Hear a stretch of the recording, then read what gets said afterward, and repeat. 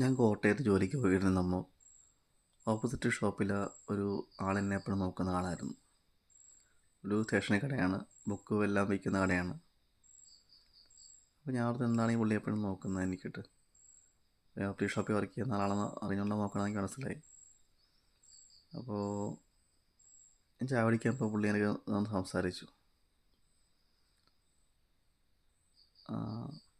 പുള്ളി പറഞ്ഞു, സമയമുണ്ടോ എൻ്റെ കഥ കേൾക്കാമെന്ന് ചോദിച്ചു.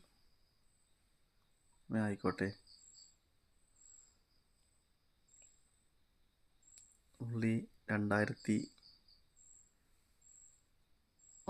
ഷിപ്പേഡ് വർക്ക് ചെയ്യായിരുന്നു. നല്ല ശമ്പളം, നല്ല ജോലി.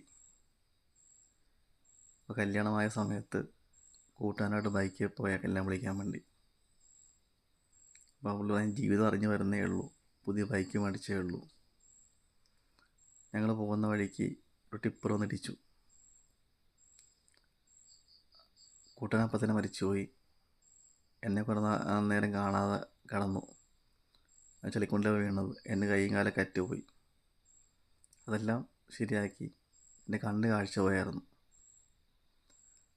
അപ്പോൾ എൻ്റെ കണ്ണ് ദാനം കെട്ടിയ കണ്ണാണ്.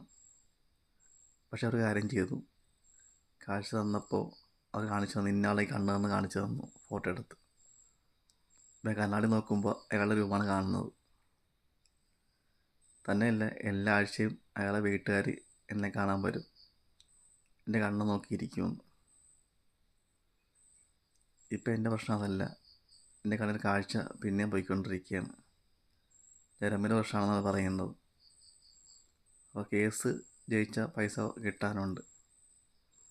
അപ്പോൾ ഇത് ശരിയാവുമെന്ന് അറിയാൻ വേണ്ടിയാണ് ചോദിക്കാൻ വന്നതെന്ന് പറഞ്ഞു. ഞാൻ പറഞ്ഞു, എനിക്കറിയാൻ മേല, അത് ഹോസ്പിറ്റലിൽ തന്നെ പോകേണ്ടി വരും, ഞങ്ങൾ ഒപ്റ്റിക്കലിൽ വരയ്ക്കുന്ന ആളല്ലേ.